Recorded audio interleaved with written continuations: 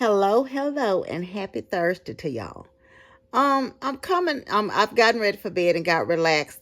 I tried to have dinner with y'all this evening, but something happened to the video right in the middle of the dinner. And it started going in slow motion some kind of way.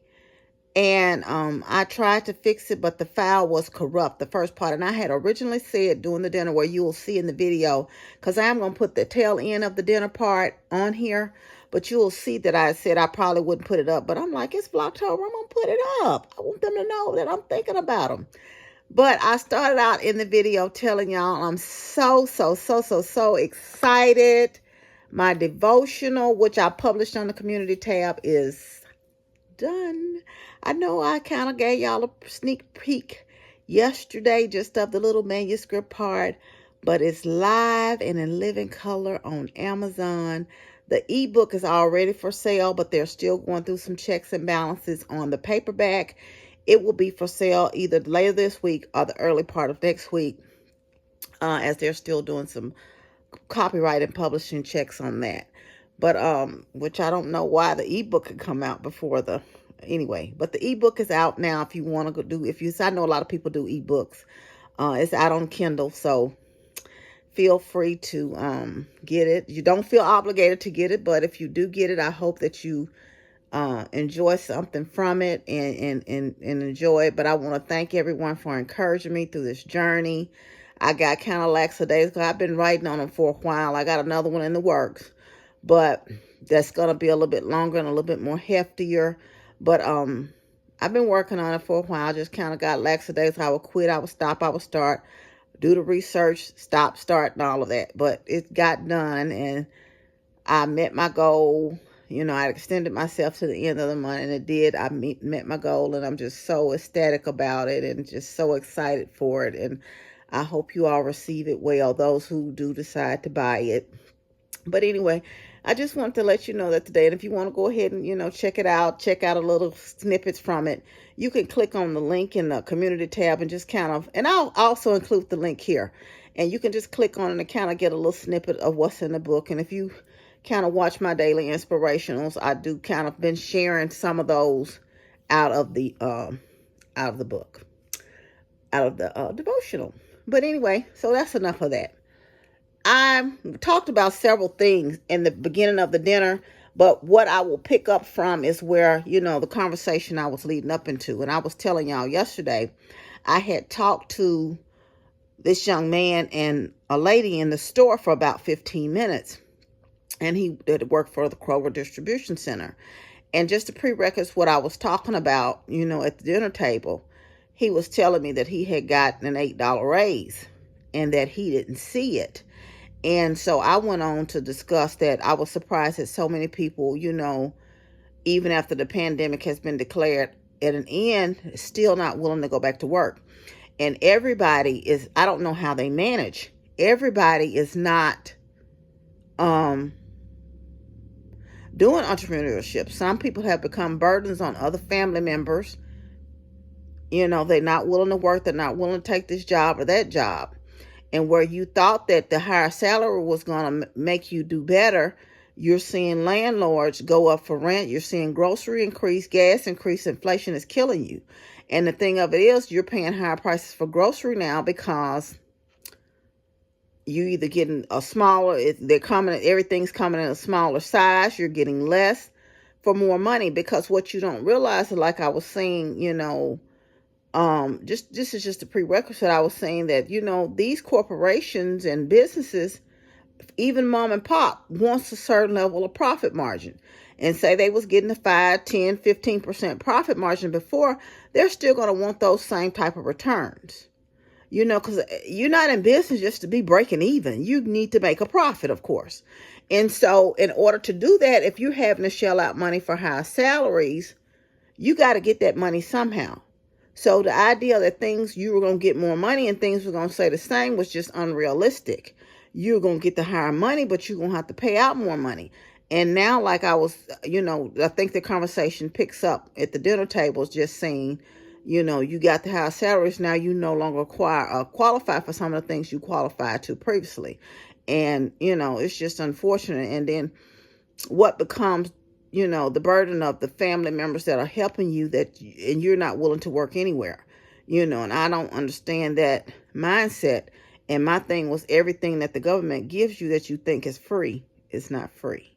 It's a cost to everything. And a lot of people have resorted to getting used to the laziness, or they were always lazy and it just came out, or they, become accustomed just to getting a free handout. Now they're resulted to, like I said, criminal activity, or they have gotten in their mindset that someone else they're entitled and someone else has to take care of them if they don't want to work these, what they call penny jobs. But anyway, so I hope y'all kind of enjoy the rest of the dinner table conversation, which I'm going to insert in now. Thank you y'all for joining me again. It's VlogTober day number 20. Love you. Y'all, I don't know what happened, but the video started all of a sudden taping in slow motion, and I hope I can fix it. If not, I won't have this video up, but hopefully I can figure out how to fix it and I can at least upload this video. But anyway, so we were talking about, how it compressed the middle class.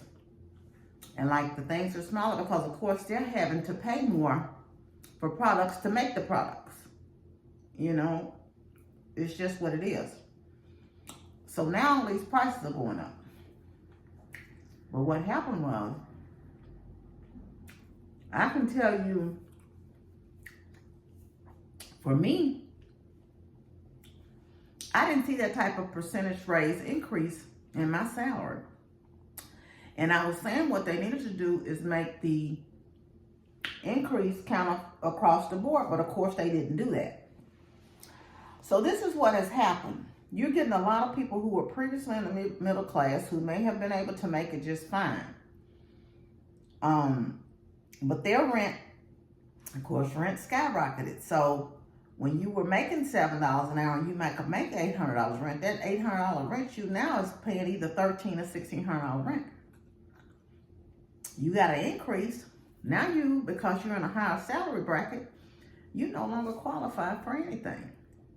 So now you're having to make the same decisions that the middle class was making. Do I pay the Peter or do I pay Paul? Do I buy grocery or do I pay my light bill? You see what I'm saying? And what has happened is you're seeing a lot of middle class people who were managing financially, who didn't get an adjustment in their salary really, who was paying maybe $1,500 of rent over here. I just saw a lady saying they got a notice to vacate. Their lease was up. The landlord knew he could double the rent and he has not made any improvements. Well, they refused to pay him $3,000 for where they currently live without any improvements. So they're having to vacate the premises so he can rent out to the new person, which is every right. They're no longer under a lease. Okay. But she said, not only are we not going to pay him for that, but now we have to kind of navigate through the new housing market, the new rental market. We know we're going to have to pay much higher than what we were paying. We're not going to be able to go somewhere else. And it may not have to be $3,000, but now you have that same salary that's kind of pretty much, for me, has kind of stayed stagnant. It definitely hasn't increased with inflation or the cost of living. You pretty much stayed stagnant here, right? And this amount of money, but you now have double the amount. Your food has went up just like everybody else's. This is the middle class now. Your food has went up like everybody else's. All your expenses. If you're renting, your rental has went up. But you still, not like these down here, got more money. And of course, the rich get richer all the time. You're still here, stagnated in your same salary range. You see? And you are having to pay. So it's causing a lot of this used to be in the middle, kind of like it's a fallout from all this packing down this end. It just is. And that's what we talked about. He said, I don't even really see the effects of $8. That was the intent.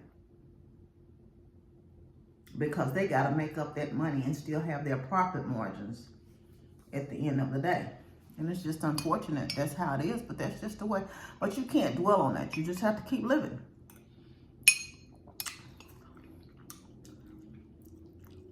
But you know, people who thought, well, I make this amount, I'll be able to do this.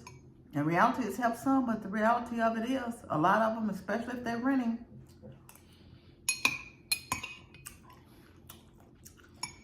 and as Amber was looking, she didn't think she was ready to buy a home. But as she was looking, you kind of at the mercy of the landlord. So she said, I think I'm gonna have to go ahead and buy a house. Because $1,500 for a 1-bedroom, 2-bedroom, $1,700.